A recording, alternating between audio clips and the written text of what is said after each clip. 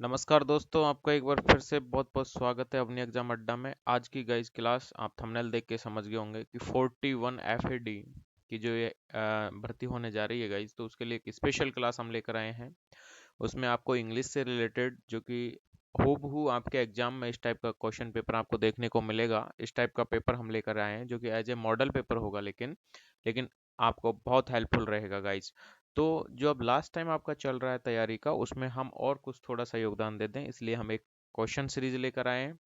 और आप बिल्कुल स्किप ना करें, एक एक चीज़ देखें। यहाँ पर एक बिल्कुल अच्छे तरीके से आपको यहाँ पर समझाया जाएगा कैसे एक्सपर्ट जो सॉल्यूशन होता है उसको यहाँ पर प्रोवाइड करवाने की पूरी कोशिश की जाएगी। एक एक चीज़ आपको समझाने की कोशिश की जाएगी। इसमें आपको सब कुछ मिलेगा, फिल इन द ब्लैंक्स भी इसमें आपको मिलने वाले हैं, जो कि आपके पेपर्स में सारे पूछे जाएंगे। वो सारे क्वेश्चन इसमें आपको मिलने वाले हैं गाइज। तो सबसे पहले मैं आपको ये बता देता हूँ कि ये जो क्वेश्चन है 30-35 क्वेश्चन का लगभग इसमें सेट होने वाला है गाइज। इसमें से अगर आपने 10 से 15 या 15 से 20 के समथिंग अगर आप क्वेश्चन कर देते हैं अटेम्प्ट, जो कि करेक्ट आंसर नेगेटिव काट के, तो समझ लीजिएगा कि आप एक बहुत अच्छा स्कोर इंग्लिश में करने जा रहे हैं। तो आइए अपने आप को चेक कर लीजिए और शुरुआत शुरुआत करते हैं इसी के साथ। तो ये आपके सामने गाइस पहला क्वेश्चन हम लेके आए हैं। पहला क्वेश्चन है, आपको पहले ऑप्शन को आपको अच्छी तरीके से पढ़ना होगा कि क्वेश्चन क्या कह रहा है। तो देखिए, फर्स्ट क्वेश्चन ये है कि select the correct spelling of the underlined word. नीचे जो अंडरलाइन किया हुआ है इसकी आपको करेक्ट स्पेलिंग सर्च करनी है। सेंटेंस आपको पूरा दे रखा है कि ए little knowledge is a dangerous thing. तो आपको एक तरीके से ये भी बता देता हूँ कि ये आपको एक सेंटेंस में भी मिल सकता है कि ये सेंटेंस ऐसे होता है, a little knowledge is a dangerous things. तो आपको मान लीजिए एरर में दे दे a a little knowledge are a dangerous things, इस टाइप से कुछ भी दे दे तो वहाँ पे एरर हो जाएगी, आप उसको देख लीजिएगा। तो ये सेंटेंस इस टाइप से होता है। अब इसमें क्या नॉलेज है, नॉलेज इसकी स्पेलिंग है जो गलत दे रखी है, तो KNOLEGE दे रखी है, जो नॉलेज की स्पेलिंग ये नहीं होती गाइज। तो आपको ये चार ऑप्शन दे रखे हैं, इन चार ऑप्शन में से आप सेलेक्ट करेंगे तो नॉलेज की स्पेलिंग होगी आपका ऑप्शन नंबर 1। ये आपकी नॉलेज की स्पेलिंग होने वाली है गाइज। नेक्स्ट आप देखेंगे, मेरी आपसे गुजारिश रहेगी कि आप क्वेश्चन को सबसे पहले ध्यान से पढ़ें कि वो क्वेश्चन में पूछ क्या रहा है, उसके बाद आप जवाब देने की कोशिश करें। अब जैसे देख रखा है कि इसमें वन वर्ड दे रखा है, वन वर्ड कि आपको वन वर्ड सेलेक्ट करना है कि इसमें क्या है, वन वर्ड देख रहा है। अब ये आजकल ऐसा ट्रेंड आ गया है कि आपको ये पूरा सेंटेंस देगा, लेकिन आपको जो वन वर्ड पूछा है इसमें ये यहाँ क्लियर लिखा हुआ है कि one word substitute for the underlined group of the words. तो अंडरलाइंड जो ग्रुप ऑफ द वर्ड्स है, मतलब जो अंडरलाइन जो कर रखा है, सिर्फ इसका आपको वन वर्ड ढूंढना है। तो आप जैसे देख रहे हैं कि with the destruction of grassland animals that feed on plants need to be shifted to new habitats.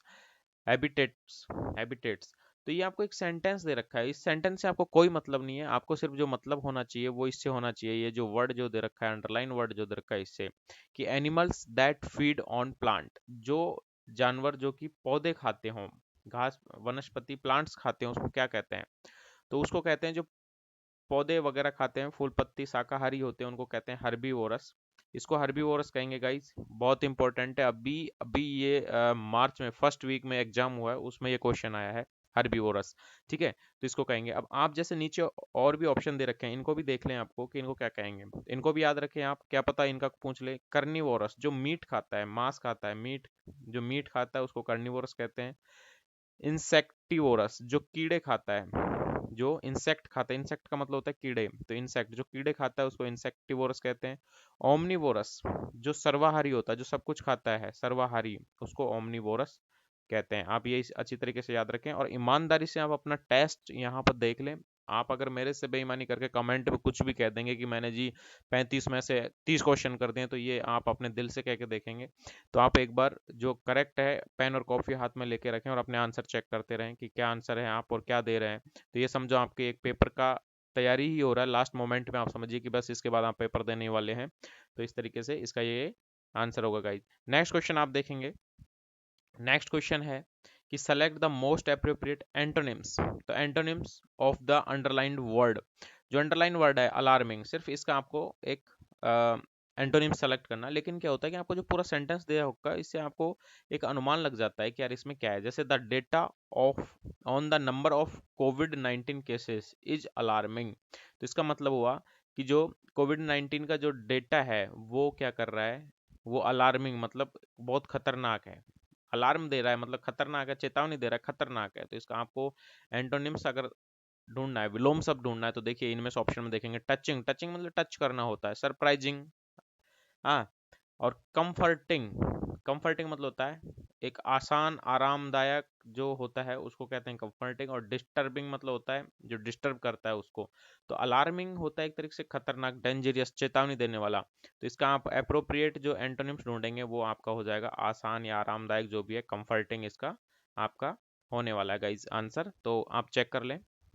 अगला क्वेश्चन आप देख रहे हैं कि अगले क्वेश्चन में क्या कह रहा है। अगला क्वेश्चन आप पढ़िए एक बार ध्यान से कि क्या इसमें कह रहा है कि select the options that can be used A one word, one word. तो इसमें भी वन वर्ड पूछ रहा है।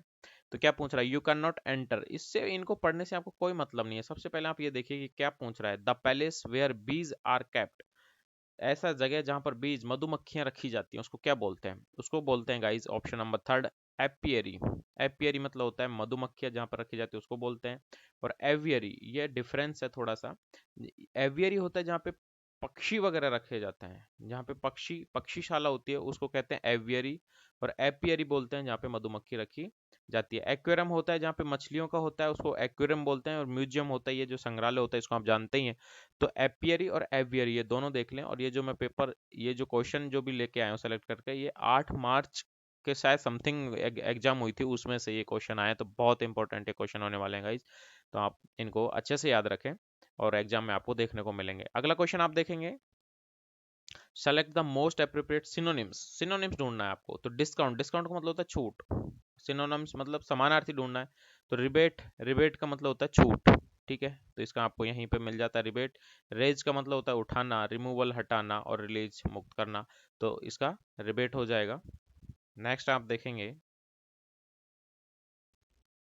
कि select the correct spelling. Correct spelling underline का जो करेक्ट स्पेलिंग देखना है, अटेंडेंस। अटेंडेंस का करेक्ट स्पेलिंग आपका क्या होने वाला है। इसमें अटेंडेंस दे रखा है, तो अटेंडेंस का होता है ATTENDANCE, अटेंडेंस, जो कि आपके यहाँ नहीं है, यानी ये यहाँ पर है। तो अटेंडेंस का आपका करेक्ट मीनिंग ये होने वाला है गाइस। तो इसको आप नोट करें, बहुत इंपॉर्टेंट है। Next, select the most appropriate option to the fill in the blank. अब आपको फिल इन द ब्लैंक आ गए हैं। यहाँ पे आपको जो कि एक उपयुक्त वर्ड है वो आपको यहाँ पे सेलेक्ट करना है। देखिए क्या कह रहा है, क्वेश्चन पढ़िए पहले। यहाँ पे आपको क्वेश्चन सेंटेंस पढ़ना बहुत इंपॉर्टेंट हो जाएगा कि आपको किस तरीके से सॉल्व करना है। देखिए, आई एम हैप्पी, मैं खुश हूँ, you are here in even if the party began long back.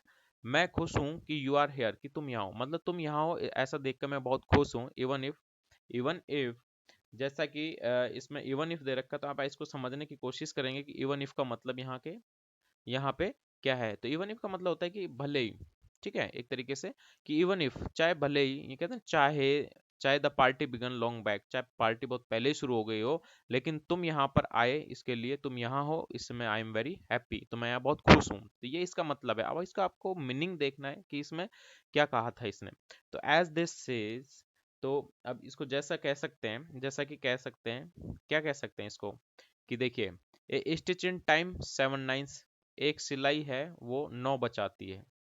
हाँ, the customer is always right, customer हमेशा सही होता है। इसका मीनिंग बैठ रहा है क्या, नहीं ना। Better late than never, late आना नहीं आने से बहुत बेटर है। ठीक है, तो वही आ गया ना इसमें कि मैं यहाँ पे खुश हूँ कि आप यहाँ पे हो, चाहे पार्टी बहुत पहले ही शुरू हो गई हो। तो इसका मतलब पार्टी बहुत पहले शुरू हो गई थी, लेकिन वो बंदा बाद में आके पहुंचा है, तो वो कह रहा है कि मैं खुश हूँ कि तुम यहाँ पे हो, चाहे पार्टी पहले हो गई हो। तो एज दे से, तो इसलिए ऐसा कह सकते हैं कि बेटर लेट देन नेवर।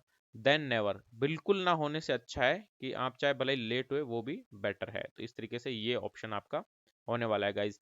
तो इस तरीके से आप समझ भी रहे होंगे कि इसके मीनिंग क्या है। इस तरीके से आप क्वेश्चन वहां पे अटेम्प्ट करेंगे और आपको कोई दिक्कत होने वाली नहीं है। अब देखिए next, select the appropriate option in the fill in the blanks. Fill in the blanks आ गया, the man accused murder pleaded that he was innocent. तो अब देखिए, आपको इसमें कुछ नहीं पढ़ना। अक्यूज्ड जहां जाता है ना, तो अक्यूज्ड के साथ ऑफ लगता है हमेशा। अक्यूज्ड के साथ ऑफ लगेगा, आपको यहाँ पे कुछ नहीं देखना है। अक्यूज्ड के साथ ऑफ लगेगा और आप सीधा टिक मारेंगे। इसमें कोई यट बट कुछ नहीं, ओनली रट है, तो आपको सिर्फ रटना है। नेक्स्ट क्वेश्चन आप देख रहे हैं गाइज, आपकी स्क्रीन पे ये रहा। हाँ, select the most appropriate phrasal verb to fill in the blank. तो इसमें एक फ्रेजल वर्ब यूज करनी है कि इसमें एक फ्रेजल वर्ब पूछा है कि इसमें क्या अप्रोप्रिएट वर्ब आनी चाहिए।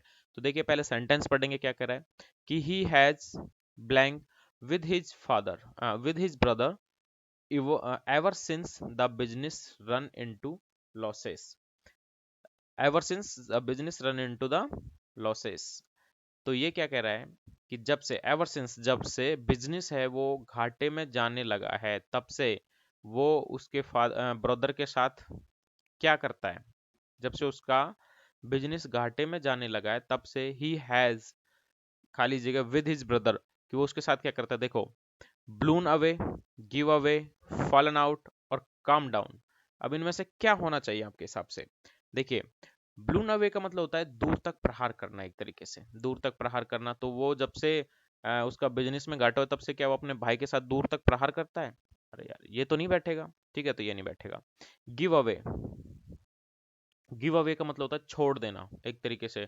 तो उसने अपने भाई को छोड़ दिया, जब से उसको बिजनेस में घाटा उसने अपने भाई को छोड़ दिया। आप समझ के देखो कि क्या ये हो सकता है। ठीक है, ये भी नहीं हो सकता। फॉलन आउट, अब देखिए आप, जब से उसको बिजनेस में घाटा हुआ है तब से he has fallen out, fallen out इसका मतलब होता है झगड़ना। तब से वह अपने भाई से झगड़ा करता है। तो इसका करेक्ट आंसर होगा फॉलन आउट। तो इस तरीके से आपको सेंटेंस पूछे जाएंगे गाइस। तो आप बिल्कुल निश्चिंत रहें, हम आपको पूरी कोशिश करेंगे कि आपको कैसे समझाने की कोशिश करेंगे, आपको कैसे उसको समझना है। आप जो सेंटेंस होता है उसकी डेप्थ तक पहुंचे, गहराई तक पहुंचे कि उसमें क्या पूछने वाला है। ठीक है, अगला देखिए आप, अगला कह रहा है कि सेलेक्ट द मोस्ट अप्रोप्रिएट, वही फिल इन द ब्लैंक्स है। तो I reached office on time, मैं ऑफिस समय पर पहुंच गया। Blank, there was a lot of traffic, कि वहां बहुत ट्रैफिक था फिर भी मैं क्या हुआ, समय से पहुंच गया। तो अब देखिए ऑप्शन में से देखिए कैसे बैठेगा।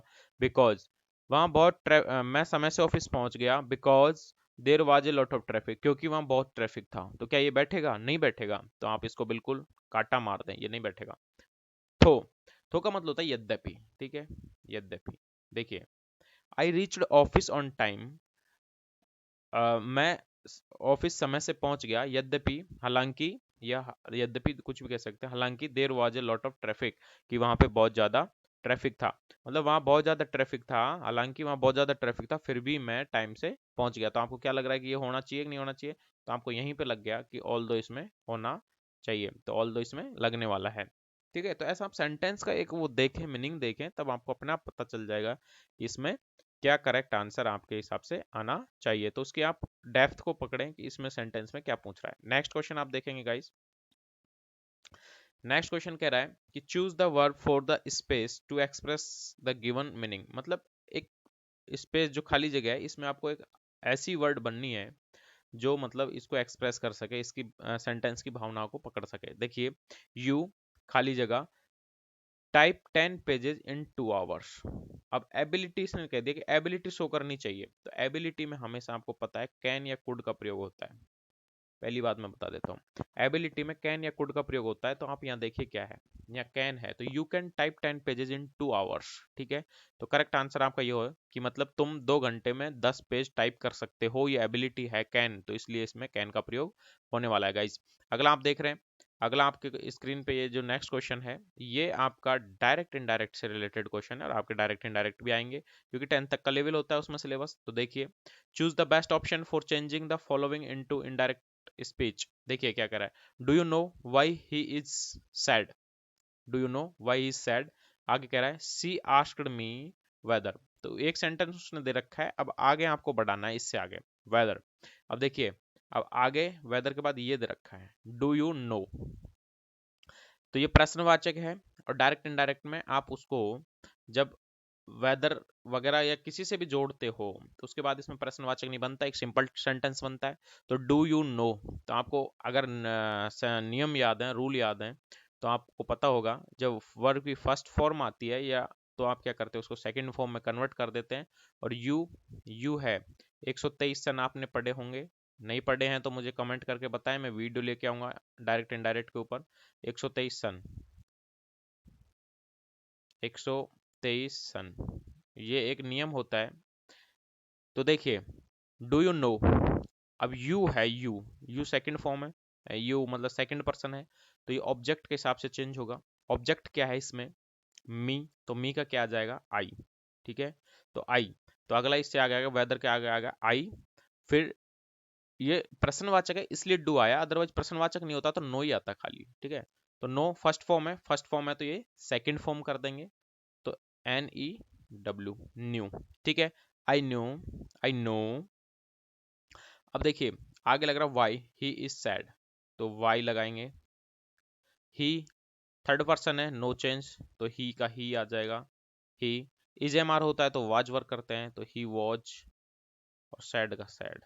ठीक है, तो ये आपका कहाँ मैच कर रहा है, इसमें, तो he know why he is sad. तो इस तरीके से ये क्वेश्चन इसका आंसर हो जाएगा। गाइस किसका सही हुआ, जिसका अगर जिनको अगर सही नहीं हुआ, समझ नहीं आता है, तो क्योंकि वो समझ इसलिए नहीं आ रहा है क्योंकि आपको रूल रेगुलेशन पता नहीं है इसलिए, और आपको अगर नहीं पता है तो कमेंट करें, मैं आपके लिए वीडियो लेके आऊंगा इस पे, डायरेक्ट इनडायरेक्ट पे। और एक्टिव वॉइस पैसिव वॉइस का वीडियो मैं पहले ही बना चुका हूँ, उसको आप देख लें। आपने हालांकि देखा नहीं है, लोग ये सोचते हैं कि पता नहीं वीडियो लंबा बन रहा है तो उसको नहीं देखेंगे। अरे लंबा बनने से आपकी नॉलेज बढ़ेगी, उसमें आपको हम नॉलेज ही दे रहे हैं, ऐसा नहीं है। अगला देखिए, नेक्स्ट क्वेश्चन आपको दिख रहा है कि pick the appropriate phrase, phrase भरनी है फॉर द स्पेस, जो खाली जगह है इसमें फ्रेज भरनी है। देखिए मैं इसको क्वेश्चन नहीं पढ़ूंगा, मुझे पता है, आप क्वेश्चन आप पढ़ लीजिएगा। तो देयर, अब देखिए आप सेंटेंस पढ़ेंगे तो अपने आप पता चल जाएगा। There are a few benches, there are a few benches, blank the hall, blank the hall. अब इसमें आपको भरना है कि हॉल में कुछ बेंच हैं। अब हॉल में बेंच हैं, अब बेंच है वहां पे कुछ बेंच हैं, अब कहाँ है अभी पता नहीं, हॉल में या कहाँ है।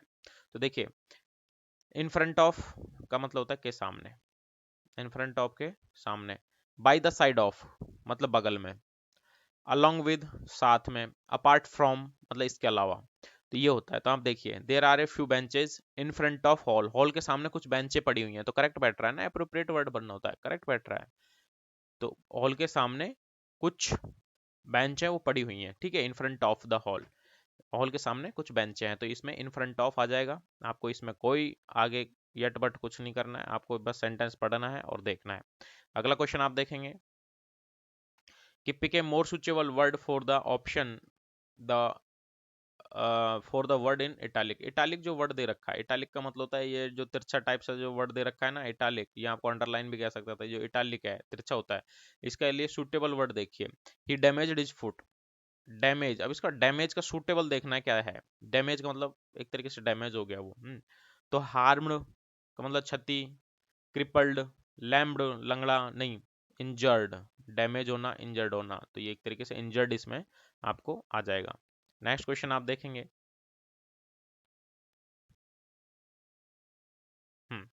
नेक्स्ट क्वेश्चन कह रहा है, इसमें आपके वन वर्ड पूछा एक तरीके से, one can be substituted for the given word या फ्रेज जो भी है।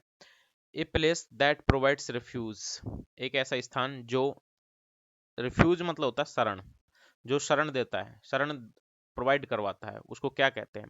तो जैसे रूस और यूक्रेन का युद्ध चल रहा है तो बहुत सारे शरणार्थी हैं जो भाग रहे हैं इस टाइम इधर से उधर, ठीक है, तो उनको शरण देने के लिए कहाँ रखा जाता है, तो जहां भी रखा जाता है उसको कहते हैं असाइलम। असाइलम, असाइलम का मतलब होता है शरणाश्रय, जहाँ पे शरण दी जाती है उसको। अब शेल्टर का मतलब भी शरण होता है, शेल्टर का मतलब होता है शरण देना, और असाइलम का मतलब होता है शरणालय, जहाँ पे शरण दी जाती है उसको कहते हैं। तो जो शरण प्रोवाइड करवाते हैं उनको असाइलम कहते हैं। तो ये रूस यूक्रेन का युद्ध चल रहा है, उसमें हाल ही में ये इंग्लिश के पेपरों में बहुत असाइलम वर्ड यूज हो रहा है, तो इसलिए क्या पता पेपर सेट के सेटर के मन में ये क्वेश्चन आ जाए और वो ये रख दे। बाकी आप जैसे देख रहे हैं सैनिटोरियम, सैनिटोरियम हुआ, और आपका ऑर्फनेज हुआ। सैनिटोरियम एक तरीके से क्लिनिक होता है उसको कहते हैं, और ऑर्फनेज जो अनाथ आश्रम होता है उसको कहते हैं, अनाथ बच्चों के लिए, जो अनाथों के लिए जो होता है उसको ऑर्फनेज कहते हैं। तो आप याद रखें, आपको मैं इसके साथ साथ एक्स्ट्रा इन्फॉर्मेशन भी प्रोवाइड करवाता रहता हूँ, तो आप लिखते रहें, या फिर आपको वैसे भी याद रह जाए तो अच्छा है, एग्जाम में आप करके आए। अगला क्वेश्चन आप देख रहे हैं कि choose the word that can be given in the sentence. देखिए आपको एक वर्ड चूज करना है, ये मतलब वन वर्ड ही एक तरीके से, लाइक ए वन वर्ड। तो देखिए a building where can audience sits, एक ऐसा स्थान जहाँ पे ऑडियंस है वो बैठती है, उसको क्या कहते हैं, तो उसको कहते हैं ऑडिटोरियम। ठीक है, ऑडिटोरियम कहते हैं सभागार, जहाँ पे श्रोता बैठते हैं उसको सभागार के बोलेंगे आप। तो इस तरीके से आपको इसमें कोई दिक्कत नहीं होनी चाहिए। नेक्स्ट क्वेश्चन, नेक्स्ट क्वेश्चन आप देख रहे हैं। ये जो क्वेश्चन देख रहे हैं ना गाइज, इसमें देखिए आप इसको अच्छे से पढ़ें, और ये बहुत कंफ्यूजिंग होता है, और ये वर्ड जरूर आते हैं किसी भी एग्जाम में कंफ्यूज करने के लिए। तो देखिए ही, क्वेश्चन कह रहा है कि ही फिल इन द ब्लैंक्स है आपको, his portrait in the man hall, जो उसकी पोर्ट्रेट थी, चित्रकारी थी, उसको उसने मैन हॉल में क्या किया, लटकाया होगा, टांका होगा, ठीक है। तो ये है इसका कहने का मतलब। तो अब इसमें ऑप्शन में देखिए, ही हैड हैंग्ड, तो ये जो हैंग्ड है ना, देखिए हैंग और हंग, और हैंग और हैंग्ड, ठीक है। तो अब देखिए आप इसमें, ही हैड हैंग्ड, हैंग्ड ये जो HANGED होता है ना, इसका मतलब होता है फांसी पर लटकाना, ठीक है। ये आप ध्यान रखें, इसका मतलब होता है फांसी पर लटकाना, HNGED। देखिए हैंग का मतलब होता है HNG, हैंग का मतलब होता है टांकना, या फांसी देना, फांसी, हैंग फांसी पर लटकाना।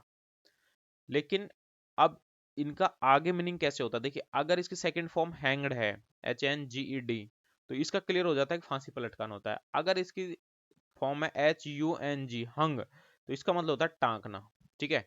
तो आप देखेंगे हैंग्ड है तो इसका मतलब फांसी पर लटकाना है, तो फांसी पर थोड़ी ना लटकाएंगे चित्रकारी को यार। तो हंग, HUNG, हंग, तो इसका मतलब टांगना, टांगने वाला है, तो इसको टांगना बोलेंगे, टांगना, ठीक है, टांगना। तो ये वाला इसमें करेक्ट हो जाएगा, कैसे, ही हैंग,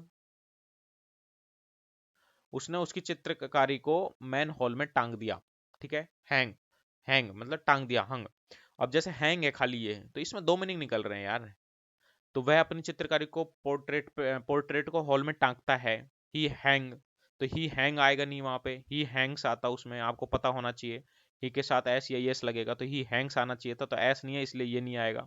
हैंग्ड, हैंग्ड का मतलब होता है फांसी पे टांगना, तो इसलिए इसमें परफेक्ट क्या हो जाएगा, हंग, ठीक है। तो आप इसको याद रखें, ये बहुत इंपॉर्टेंट है गाइस। तो मैं इसलिए आपको बार बार इस चीज को बता रहा हूँ, एक्स्ट्रा नॉलेज आपको मैं इसमें देता जा रहा हूँ, तो आप ये ना समझें कि बेवजह हम आपको बोल रहे हैं। सिर्फ यही नहीं है कि यही क्वेश्चन आपके जो प्रिंटेड है, मैं जो आपको दिखा रहा हूँ कि यही क्वेश्चन आपके छप जाएंगे, तो मैं इन्हीं का जिक्र करता जाऊँ, मैं एक्स्ट्रा क्वेश्चन भी पढ़ाऊंगा, इसमें कोई दो राय नहीं है, मुझे एक्स्ट्रा क्वेश्चन पढ़ाने पड़ेंगे, क्योंकि ये मेरा धर्म है कि मैं आपके लिए जो अगर आपका टाइम ले रहा हूँ तो मैं आपको सही नॉलेज पहुंचाता रहूँ। अब देखिए ये क्वेश्चन है, ये बहुत आ जाता है, जो करेक्ट स्पेलिंग में ये पूछता है, एंथुजियाज्म की स्पेलिंग इसमें पूछ रहा है, रट लो। एंथुजियाज्म की स्पेलिंग क्या होती है, तो ये देखिए, ENTHU, एंथुजियाज्म, GHM, ये देखो एंथ्यू, ENTHU, एंथ्यू, जी, तो एस का यहाँ पे जय साउंड आएगा, ठीक है, जी ए जम, ठीक है, एंथुजियाज्म ऐसे याद रखो इसको, एंथुजियाज्म। तो इसका करेक्ट आंसर ये हो जाएगा गाइस, क्योंकि करेक्ट स्पेलिंग में हम कुछ नहीं कर सकते, आपको रटना ही होगा। अगला क्वेश्चन देखिए, a book of names and address, ऐसी एक जो बुक होती है जिसमें नेम और एड्रेस होते हैं, उसको क्या बोलते हैं, तो उसको बोलते हैं डायरेक्टरी, ठीक है। क्योंकि डायरी, डायरी आप जानते हैं जिसमें बुक्स और नेम कुछ नहीं होता, आप उसमें कुछ भी लिखते हैं वो होता है। डिक्शनरी में आपको पता ही शब्दकोश होता है, ठीक है। तो इस तरीके से जो डायरेक्टरी है, डायरेक्टरी है, उसका मतलब होता है जिसमें नेम और एड्रेस लिखे होते हैं, वो डायरेक्टरी होती है गाइज। तो इस तरीके से आप इसको याद रखेंगे, तो बहुत इंपॉर्टेंट है। और जो इसमें जो लास्ट में इसको भी बता देते हैं चलो, ये जो दे रखा है जर्नल, इसका मतलब क्या होता है, इसका मतलब होता है पत्रिकाएं होती हैं उसको कहते हैं जर्नल, ठीक है। तो इस तरीके से आप याद रखेंगे। तो डायरेक्टरी होती है जिसमें नेम और एड्रेस दोनों लिखी जाती है, उसको डायरेक्टरी बोलते हैं। आप ऑफिस में जाएंगे तो ऑफिस में डायरेक्टरी ही होती है, जिसको संपर्क भी बोलते हैं हिंदी में, जो आती है, तो उसमें क्या होता है कि आपके नेम और एड्रेस सारी चीजें होती हैं, ठीक है। तो जहाँ भी आप, जब आप जिस नौकरी के लिए अप्लाई कर रहे हो, तो उसमें आपको इधर से उधर डाक भेजनी पड़ती हैं, तो डाक जब भेजोगे तो वो सारा एड्रेस आप कहाँ से लोगे, डायरेक्टरी से। नेक्स्ट क्वेश्चन आप देख रहे हैं कि सिनोनिम्स इसमें पूछा है, आपको क्वेश्चन पढ़ लेना है, आपको सिनोनिम्स इसमें पूछा है। मिस फॉर्चून, मिस फॉर्चून का आपको सिनोनिम्स बताना है गाइस, तो इसका जो करेक्ट आंसर होने वाला है वो क्लेमिटी होता है, ठीक है। अब इसका आप अर्थ देख लीजिए क्या होता है। तो मिस फॉर्चून दुर्भाग्य हो ही गया, तो इसका पर्यायवाची ढूंढना है, तो बेनिफिट का मतलब होता है लाभ, क्लेमिटी का मतलब होता है आपदा आती है, जो आपदा वगैरह आ जाती है ना उसको कहते हैं। और सपोर्ट का मतलब तो सहारा, ठीक है। और मिराकल का मतलब होता है एक तरीके से चमत्कार, ठीक है। तो आपको जो सिनोनिम्स क्या आ जाएगा, क्लेमिटी। तो नेक्स्ट आप क्वेश्चन देखिए, select the most appropriate synonyms, तो आपको सिनोनिम्स इसमें से सेलेक्ट करना है कि इनमें कौन सा होना चाहिए। कैपेबल, कैपेबल का मतलब होता है जो सामर्थ्य होते हैं ना, जो समर्थ होते हैं वो कैपेबल कहते हैं। तो आपको इसमें फर्स्ट में मिल जाता है कंपिटेंट। कंपिटेंट मतलब होता है सक्षम। तो आपके जब नौकरी लग जाओगे ना तो एक वर्ड यूज होगा आपका, जो कॉल लेटर ज्वाइनिंग लेटर आएगा उसमें आएगा कंपिटेंट ऑथोरिटी। कंपिटेंट ऑथोरिटी, तो कंपिटेंट ऑथोरिटी का मतलब हो जाता है आपका जो सक्षम, कंपिटेंट ऑथोरिटी मतलब सक्षम प्राधिकारी, तो उसको कहते हैं कंपिटेंट। तो आप कैपेबल का देखते ही सीधा आप कंपिटेंट दें, बाकी और आप ज़्यादा डिटेल में जाने की जरूरत नहीं है, क्योंकि मुझे पता है आप डिटेल में जाते हैं ना तो आप वीडियो स्किप कर करके भागते हो, पता नहीं क्यों भागते हो, मुझे समझ नहीं आता। ये आपको नौकरी लगनी है नहीं लगनी है ये तो आपका भविष्य तय करेंगे, आप खुद तय करेंगे, पर पता नहीं आपको क्या है कि आप वीडियो स्किप करके भाग जाते हो जो आपको लगता है कि ये ज़्यादा लंबी खींच रही है। तो ऐसा नहीं है, हम आपको पूरी एक एक डिटेल प्रोवाइड करवा रहे हैं, और इतनी डिटेल आपको किसी भी क्लास में नहीं मिलेगी, किसी भी फ्री की जो क्लासें होती है उसमें कहीं पे यूट्यूब पे नहीं मिलने वाली है, चाहे आप चेक करके देख लो, और भी बहुत सारी यूट्यूब पे क्लासें चल रही हैं ऐसे ही। बस आपको क्वेश्चन पढ़ के और टिक मार के सुना रहे हैं, क्वेश्चन पढ़ के टिक मार के हर कोई सुना देगा, क्योंकि यूट्यूब पे आजकल बहुत अच्छे अच्छे गुरुजी आ रहे हैं आपको सबको पढ़ाने वाले। तो आप जो है हम एक्स्ट्रा नॉलेज आपको देने की पूरी कोशिश यहाँ पर हम आपको कर रहे हैं। तो अगला क्वेश्चन आप पढ़िए, क्वेश्चन आप खुद पढ़ लेना क्या है, ठीक है। तो इसमें ये कह रहा है कि हाँ, तो इसकी जगह आपको क्या यार एक सेकंड यार, हाँ हाँ, तो इसकी जगह आपको ये कह रहा है कि जो अंडरलाइन है ना, इसकी जगह आपको एक मोस्ट अप्रोप्रिएट वर्ड है वो लगाना। देखिए क्या, Mohan is pleased at the news yesterday. Mohan जो कल की जो न्यूज थी उससे बहुत प्लीज्ड था, खुश था। तो अब देखिए अब इसमें क्या गलत एरर है, तो इसमें देखना हमें क्या आना है। तो इज, और आपको पता है यस्टरडे बीते हुए कल की बात हो रही है, पास्ट, तो इज आएगा ही नहीं यार, पास्ट टेंस है, पास्ट का आएगा। तो देखिए नो इम्प्रूवमेंट तो गलत है, इम्प्रूवमेंट की तो बिल्कुल आवश्यकता है इसमें। हैड बीइंग, तो यस्टरडे की बात है तो हैड बीइंग, तो हैड बीइंग तो लगाते, लेकिन खाली यस्टरडे जब आ रहा है ना तो आपको पास्ट परफेक्ट कंटिन्यूस टेंस में, पास्ट परफेक्ट में जाने की जरूरत नहीं है। और हैड बीइंग जो ये लग रहा है इन सब की लगाने की जरूरत नहीं है। हैज बीन ये तो प्रेजेंट का हो गया, तो प्रेजेंट का हो गया तो ये तो आप देखते ही मना कर दोगे। अब बचे ये दो, अब इनमें से जब आप देखोगे ना तो यस्टरडे, खाली यस्टरडे, तो यस्टरडे जब वाज वर आता है खाली, हैड बीन वगैरह आप नहीं लगा सकते इसमें। हैड के साथ जब सिंस वगैरह का प्रयोग होता है तो हैड लगता है। तो इस तरीके से इसमें करेक्ट आंसर हो जाएगा वाज प्लीज्ड, ठीक है। तो वाज प्लीज्ड इसका आपका करेक्ट आंसर हो जाएगा, इस तरीके से आप करेक्ट आंसर करेंगे। अगला है एंटोनिम्स आ गया आपका, तो एंटोनिम्स आप इसमें भरेंगे कि एंटोनिम्स क्या है। तो most appropriate antonyms the comic. Comic का मतलब क्या होता है, तो आप पहले, सबसे पहले आपको पता होना चाहिए कि इनका मतलब क्या होता है, तभी जाके आप भरेंगे। तो इसके लिए आपको वोकेबलरी आपकी सुधारनी पड़ेगी। यहाँ तो मैं आपको आंसर बता ही रहा हूँ, तो वोकेबलरी सुधारते रहें आप, ऐसे क्वेश्चनों को रटते रहें, इसमें कोई ट्रिक नहीं लगेगी। तो जैसे गाइज कॉमिक आपके सामने जो वर्ड दिख रहा है आपको, कॉमिक, एक सेकेंड, हाँ, कॉमिक, कॉमिक का मतलब होता है कि तरह खुशनुमा होता है माहौल, ठीक है। हास्य, हंसी का माहौल होता है, हास्यपद होता है, हंसी का माहौल होता है, उसको कॉमिक कहते हैं। तो इसका एंटोनिम्स, तो दुखद, दुखद ही होगा, हंसी का माहौल है मतलब दुख का माहौल, तो ट्रेजिक, ट्रेजिक मतलब होता है दुखद, ठीक है। तो ट्रेजिक का मतलब हो जाता है आपको दुखद। अब आप सोचोगे कि यार ये जो दो ऑप्शन है इनको भी बता देते हैं, तो टिकल, टिकल का मतलब गुदगुदी करना होता है, उसको बोलते हैं हैप्पी, खुश हो ही है, आपको पता है, ठीक है। और जुबिलियंट, जुबिलियंट आपको पता है। तो ट्रेजिक इसमें आपका आ जाएगा दुखद होने वाला है वो। तो इस तरीके से एंटोनिम्स इसका हो जाएगा ट्रेजिक, तो कॉमिक का ट्रेजिक। अगला देखिए, इधर नहीं है, नेक्स्ट पेज ही जाना पड़ेगा।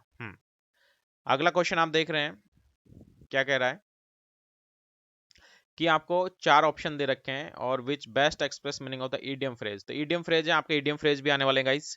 तो over my dead body, over my dead body, अब इसका आपको अर्थ लगाना है कि क्या है, क्या हो सकता है इसका। तो जैसे कि आप इसको अनुमान लगा सकते हैं कि ओवर माई डेड बॉडी मतलब मेरी डेड बॉडी के ऊपर ही, कहते हैं ना कि ये काम जब भी होगा जब चाहे तू है ना मेरी डेड बॉडी के ऊपर के गुजर के तुझे करना पड़ेगा, मतलब मैं जिंदा हूं जब तक तुम कुछ नहीं कर सकते। तो इसका मतलब क्या है कि आप उसका अपोज कर रहे हो किसी भी चीज का बहुत जबरदस्त तरीके से। तो आप जब ऑप्शन पढ़ेंगे तो देखिए, अपोजिंग समथिंग फियर्सली, मतलब फियर्सली मतलब खतरनाक तरीके से, भयंकर रूप से, भयंकर रूप से आप उसका कोई अपोज कर रहे हो ना, तो वो हो गया। तो ओवर माई डेड बॉडी कहते हैं ना कि अब आपको इसको इस तक पहुंचने के लिए तो आपको मेरी डेड बॉडी से गुजरना होगा, तो वही हो गया ओवर माई डेड बॉडी, मेरी बॉडी से गुजरना होगा, मतलब तुम आप उसका जो सामने वाले का अपोज कर रहे हो, तो अपोज समथिंग फियर्सली, ठीक है। तो आपको समझ आ गया होगा आई होप। आता है तो आप नीचे कमेंट करते जाएं कि क्या क्या आपको कितना क्वेश्चन आ रहा है। आपको ईमानदारी से लास्ट में वीडियो के एंड में सबसे बताना है कि कितने क्वेश्चन आपने इसमें से सही किए हैं। और अगर पसंद आ रही है तो लाइक करते रहें और वीडियो को देखते रहें, आगे वीडियो में बने रहें। तो अगला क्वेश्चन आप देखेंगे। आज जो क्लास है ना, एकदम बहुत खतरनाक वाली क्लास में लेके आया हूँ। अगला क्वेश्चन, ये sentence given with a blank to be filled with an appropriate word. एक अप्रोप्रिएट वर्ड इसमें भरना है। चूज द करेक्ट अल्टरनेटिव, एक करेक्ट अल्टरनेटिव इसमें आपको भर के दिखाना है। The bullet struck a wall and was खाली जगह फ्रॉम इट्स कोर्स। अब इसका सेंटेंस आपको समझना होगा। ये थोड़ा सा एक हाई लेवल का सेंटेंस उसने दिया है, तो लेकिन फिर भी हाई लेवल का, अब आज से आजकल कंपटीशन इतना हो गया कि हाई लेवल का थोड़ा देते ही हैं। The bullet struck a wall.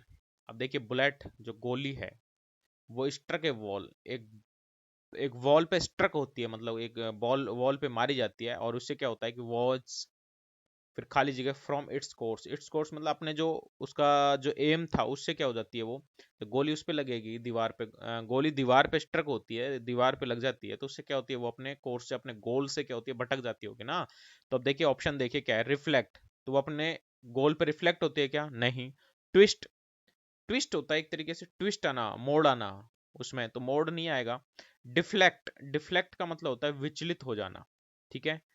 Deflect का मतलब होता है विचलित हो जाना। और क्रैश, क्रैश तो क्या कहते हैं उसको, जो क्रैश हो जाता है ना, आप इंग्लिश वर्ड सुना होगा, हिंदी में टर्म क्या बोलते हैं, क्रैश कर जाना, मतलब एक तरीके से टूट जाना, क्रैश हो जाना, वो कहते हैं। तो इसका जो परफेक्ट जो वर्ड होगा इसके लिए डिफ्लेक्ट होगा, कि ब्लेड वॉल पे लगती है और वो अपने कोर्स से अपने गोल से विचलित हो जाती है, तो deflected was deflected from its course, ठीक है, वो अपने गोल से डिफ्लेक्ट हो जाती है। अगला, अगला आप देख रहे हैं। आज का गाइज मजा आ गया होगा क्लास देख के, मुझे खुद को पढ़ाने में मजा आ गया, कितने अच्छे अच्छे ब्रिलियंट क्वेश्चन यहाँ पर आए हैं, तो मजा आता है ऐसे क्वेश्चनों को देख के। तो देखिए नेक्स्ट क्वेश्चन आप देख रहे हैं आपकी स्क्रीन पे ये रहे कि find the part of the given sentence that has an error in it, if there is no error choose no. मतलब कोई एरर है इसमें, और अगर नहीं है एरर तो हमें बताएं कि नो एरर है, तो ये इसमें आपसे पूछा गया है। तो देखिए, तो इसको पढ़िए सेंटेंस को कि माई आंट, ठीक है, my aunt sold her boutique to a billionaire. तो मेरी चाची ने, मेरी आंट ने सोल्ड बेच दिया, हर बुटीक, उसका बुटीक था वो उसको बेच दिया टू टू ए बिलियनियर, एक बिलियनियर था, एक पैसे वाला आदमी था, उसको उसने अपना बुटीक बेच दिया। तो इसमें देखिए क्या एरर हो सकती है, my aunt sold her boutique, उसने अपना बुटीक बेच दिया। टू बी ए बिलियनियर, तो इसमें तो कुछ होनी नहीं है, to be a billionaire, sold her boutique, उसने अपना बेच दिया, तो मतलब बेच दिया, कल बेच दिया, मान लीजिए पीछे पास्ट टेंस में है ये, भूतकाल में बेच दिया, तो सोल्ड हर हो गया, ठीक है। माई आंट, इसमें कोई एरर, तो इसमें कोई एरर नहीं है गाइस, उसने अपनी आंटी ने उसको बेच दिया, तो इसमें कोई एरर आपको नजर नहीं आ रही है, तो इस तरीके से इसमें नो एरर हो जाएगी। नेक्स्ट,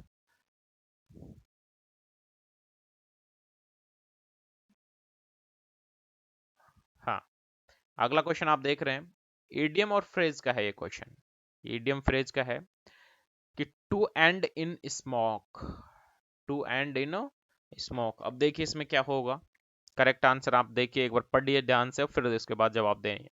तो आपने ये पढ़ ही लिया होगा, तो आप देखेंगे जैसे to end in smoke, to end अंत होना, इन स्मोक धुएं में, मतलब धुआं ही धुआं है, अंत भी हुआ है वहां, क्या है, धुआं ही धुआं है। अब एक मतलब एक तरीके से इसका भाव समझने की कोशिश करें आप, तो अंत हुआ है वहां पे क्या, धुआं ही धुआं, इसका मतलब है कि आपने बहुत सारा प्रयास किया लेकिन अंत में क्या, आपको धुआं ही धुआं, मतलब कुछ साफ नहीं है, सब कुछ अंधेरा है, धुआं ही धुआं है, मतलब कुछ नहीं निकला उससे, कोई भी आपने कुछ भी प्रयास किया उसमें आपको कुछ नहीं निकला। तो देखिए आप इसका ऑप्शन देखिए, अब आप ऑप्शन पढ़िए। To do one's duty well, अपनी ड्यूटी अच्छे से करना, क्या ये है कि धुआं निकल रहा है ड्यूटी है, तो ये नहीं है भाई। अगला, to not agree to something, किसी से आप सहमत नहीं है, तो ये हो गया। चलो इसको हम देखेंगे, एक बार ऑप्शन और पढ़ लेते हैं। To be the cause of quarrel, झगड़े की मतलब कारण, किसी झगड़े का कारण बन जाना, तो वो तो बना है ना किसी झगड़े का कारण, लेकिन ये कह रहा है कि कुछ स्पष्ट नहीं हुआ, कुछ भी स्पष्ट नहीं हुआ, धुआं ही धुआं हो गया। और टू कम टू नथिंग, मतलब कुछ भी नहीं होना, एंड में जाके टू कम मतलब कुछ भी निष्कर्ष नहीं निकलना, तो ये हो गया। तो देखिए टू एंड इन स्मोक, मतलब जो कोई भी बात है वो एंड हुई है तो वहां सब कुछ धुआं ही धुआं है, मतलब अस्पष्ट है, एक तरीके से धुंधला है सब कुछ, धुआं ही धुआं है। तो इसका मतलब ये हुआ ना उसमें से कुछ नहीं निकला, तो टू कम टू नथिंग मतलब कुछ नहीं निकला उसमें से, तो ये आ जाएगा। To not agree to something, तो यहाँ आप किसी से एग्री नहीं हुए, तो ये तो निकल के आया ना रिजल्ट, कि आप एग्री नहीं थे तो ये रिजल्ट निकल के आया, तो इसका मतलब ये भी ऑप्शन नहीं होने वाला है। तो टू कम टू नथिंग मतलब कुछ नहीं निकल पाना, तो वो होता है टू एंड इन स्मोक। ठीक है, तो आप इस तरीके से मैं आपको अप्रोच करने की कोशिश कर रहा हूँ कि आप शायद समझ जाएं कि इनको इडियम फ्रेज को कैसे आप पहुंचेंगे, उसका भाव समझने की आप कोशिश करेंगे। अगला क्वेश्चन आप देख रहे हैं थोड़ा, हाँ अब देखिए, आ, अच्छा ये सेम क्वेश्चन है, सेम क्वेश्चन है गाइस। ठीक है, टू एंड इन स्मोक का मतलब हो गया टू कम टू नथिंग, तो इस तरीके से ये इसका आंसर हो गया। आगे देखते हैं, आगे भी देख लेते हैं क्वेश्चन है या नहीं। हाँ है, बिल्कुल है, बिल्कुल है, बिल्कुल है। हाँ, अगला क्वेश्चन आप जो देख रहे हैं एरर से रिलेटेड है, मजा आ गया होगा क्वेश्चन देख के। All the student is done better this year. अब आप देखेंगे ऑल द स्टूडेंट्स बहुत सीधा है, समझ गए होंगे, आपने आंसर भी कर दिया मुझे पता है, जिन्होंने कर दिया वो खुश ना हो, आगे खतरनाक क्वेश्चन आने वाला है, जिनको समझ नहीं है उनको मैं समझाने की कोशिश कर रहा हूँ। ऑल द स्टूडेंट्स बहुवचन, और बहुवचन के साथ इज लगेगा क्या?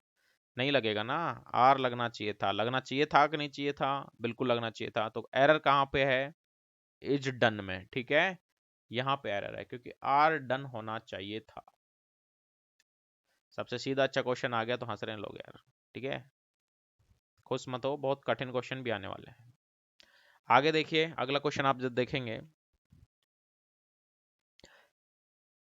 आगे जो तो क्वेश्चन है इसमें आपको बहुत एक अच्छी चीज जो समझने की चीज है वो आप समझेंगे। देखिए एरर आपको ढूंढनी है इसमें, इफ कोई एरर नहीं है तो आपको नो एरर लिखनी है। तो देखिए Rakesh is foolish to said such things, तो देखिए राकेश इज फुलिश, राकेश एक कर्ता एक वचन है, उसके साथ इज आ गया, बिल्कुल सही बात है, कोई बात नहीं। इज फुलिश ये एक तरीके से जो होते हैं ना एडजेक्टिव जिसको बोलते हैं, एडवर्ब एडजेक्टिव क्रिया क्रिया विशेषण वगैरह जो होते हैं, तो ये है, तो इसमें इज के साथ आईएनजी लगाने की कोई जरूरत नहीं है। फिर उसके बाद देखिए टू सैड, क्योंकि इसमें अभी तक ये एडजेक्टिव आया था फुलिश, ये मैन वर्ब नहीं आई थी, ठीक है, और मैन वर्ब आई है यहाँ पे टू के साथ, और जो टू के साथ जब कोई वर्ब आती है तो वो फर्स्ट फॉर्म में आती है, ठीक है, तो वो फर्स्ट फॉर्म में आती है। तो यहाँ पर क्या लगा हुआ है? सेकंड फॉर्म टू सैड, ये आपको कभी नहीं है, टू के बाद अगर वर्ब आ रही है तो वो फर्स्ट फॉर्म आएगी, तो टू से आना चाहिए था, तो यहीं पे एरर है टू सैड, ठीक है, तो आ गया। तो जिनको पिछले क्वेश्चन देख के लग रहा था ना बहुत सरल क्वेश्चन है, फट से आंसर मार दिया, इसमें गचका खा गए होंगे, मैं गारंटी के साथ 100% कह रहा हूँ। अगर नहीं खाए तो कमेंट करके बताएं कौन नहीं खाया, किसने सही किया था।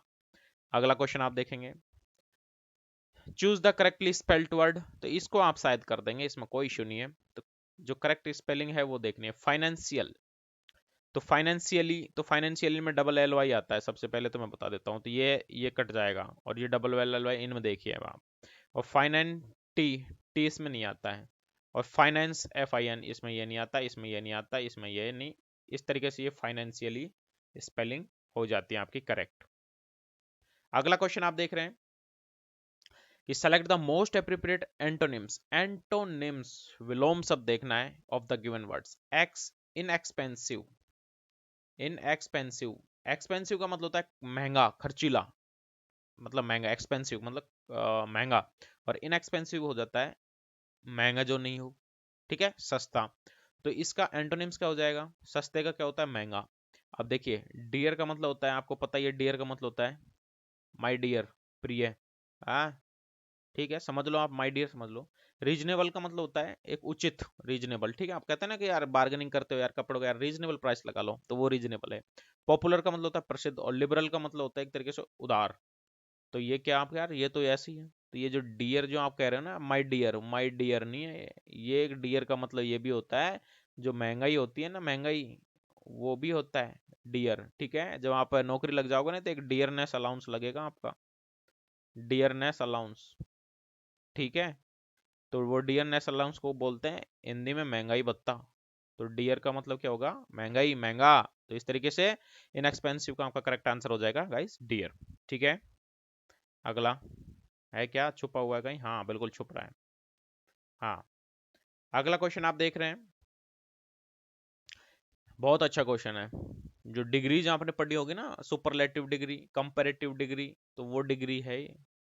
देखिए, माई टीचर इज द, अब ये काइंड के फॉर्म है ऑफ ऑल, तो काइंड के फॉर्म है ना, तो काइंड के वो लगने हैं। तो जब कभी भी जब दा आ जाता है ना, और उसके बाद जब फॉर्म लगानी होती है तो दा के बाद ईएसटी वाली लगती है हमेशा, ये मैं बता देता हूँ। तो my teacher is the kindest, ठीक है। और जब काइंड और काइंडर आता है ना, उसके बाद देन आता है हमेशा, ये आप ध्यान रखें। काइंडर के जब ई आर वाला आता है ना, उसके बाद देन आता है टी एच ए एन, ठीक है, T H A N, T H A N आता है। और जब ऐसे जब सेंटेंस आता है, जब दा जाता है ना, तो दा से पहले, जब पहले दा लग जाता है तो उसके बाद ईएसटी वाली फॉर्म लगती है, ये आप ध्यान रखें, नोट कर लें अच्छे से। आ जाएगी ना तो मेरे फिर वर्ड याद रखोगे कि सर ने क्या बताया था। भूल मत जाना, ये सारी मेरी मेहनत है, और आप मेरी मेहनत को खराब मत कर देना पेपर में गलत आंसर देके, ठीक है। तो काइंड ऐसा आ जाएगा। नेक्स्ट, नेक्स्ट आप देख रहे हैं, a sentence has given with a blank to be filled with an appropriate word, मतलब appropriate word भरना है इसमें। choose the correct alternative, एक करेक्ट अल्टरनेटिव है वो इसमें चूज करना है आपको गाइस, ठीक है। थोड़ा जूम आउट कर लेते हैं, जूम इन कर लेते हैं। देखिए क्या कह रहा है कि आई एम खाली जगह of winning the competition, I am resistant, I am resistant of winning the competition. Resistance का मतलब होता है प्रति, एक तरीके से रोकना, एक तरीके से अवरोध डालना, है ना। तो और पर्टिनेंट, पर्टिनेंट भी इसमें नहीं होने वाला, और रिलियंट, तो ये भी सारी चीजें होने वाली नहीं है। तो देखिए क्या होने वाली है फिर, तो क्या होने वाली है उसको आप देखिए कैसे इसमें कौन सी चीज आने वाली है। हाँ, तो गाइज देखिए, अब ये कह रहा है कि आई एम खाली जगह ऑफ विनिंग द कंपटीशन। तो देखिए कॉन्फिडेंट मतलब मैं आश्वस्त हूँ, और पर्टिनेंट एक प्रासंगिक होता है उसको कह सकते हैं, और रिलियंट जो डिपेंडेंट निर्भर होता है उसको कह सकते हैं। तो अब इसमें आप खुद ही सोच लेंगे कि वो क्या है, विनिंग द कंपटीशन, वो जीत, कंपटीशन को जीतने के लिए वो क्या है, आश्वस्त है ना वो, तो कॉन्फिडेंट आ जाएगा ना सीधा। तो आप इस तरीके से उसको वर्ड को पढ़ें और देखें उसमें क्या आने वाला है। नेक्स्ट क्वेश्चन आप देखेंगे,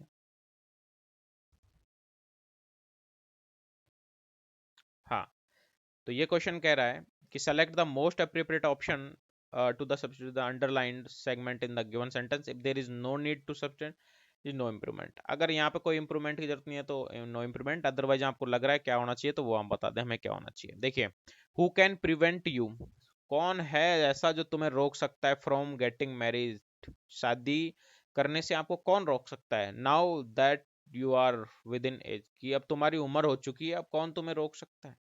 तो देखिए, now you are within age, within age एक सेंटेंस पढ़ने से पता चल जाता है, विद इन एज नहीं, अब तुम्हारी उम्र हो चुकी है, तो अब तुम मतलब तुम अब बड़े हो गए हो, तुम एक उम्र है वो क्रॉस कर ली है, हो गया है, तो अब आप तुम्हें कोई नहीं रोक सकता। देखिए, यू आर विद इन, तो विद इन तो आएगा नहीं, तो इसका मतलब इम्प्रूवमेंट तो होना ही है, तो नो इम्प्रूवमेंट तो होगा नहीं।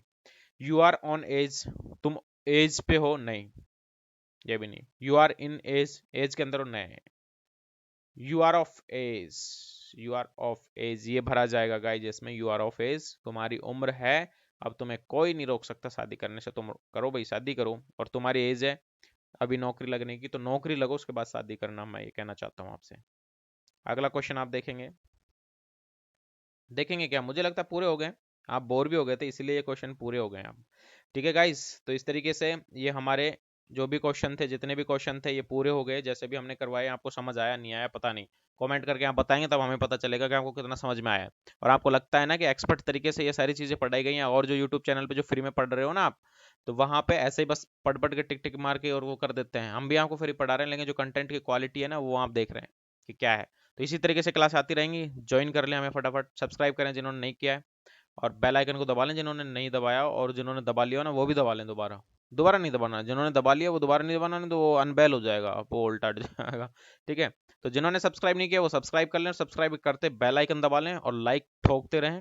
कमेंट करते रहें, क्या समझ नहीं आया वो बता दें, और कितने क्वेश्चन है ईमानदारी से वो बताएं। आज पता चल जाएगा आपका कि आप कितने वहाँ पे कितने पानी में होने वाले हो 41 FAT के एग्जाम में। तो guys thank you so much for watching this video, और अगली वीडियो बहुत जल्द मैं लॉन्च करने वाला हूँ, इसी टाइप के क्वेश्चन मैं लेके आने वाला हूँ। तब तक के लिए आप इनको करते रहिए, रिवाइज करते रहिए, और जो भी कोई प्रॉब्लम हो आप कमेंट करके बताएं, सारे कमेंट का मैं जवाब देता हूँ यार, क्योंकि बहुत कम ही कमेंट आते हैं मेरे पास, ठीक है। तो इस तरीके से मैं जवाब दे ही देता हूँ, अभी इतना बड़ा आदमी नहीं हुआ ना, आदमी तुम बड़ा बना दोगे तब की तब देखेंगे। तो thank you so much for watching this video guys, next video के लिए आप मर्जी है आपकी जो भी करें। Thank you.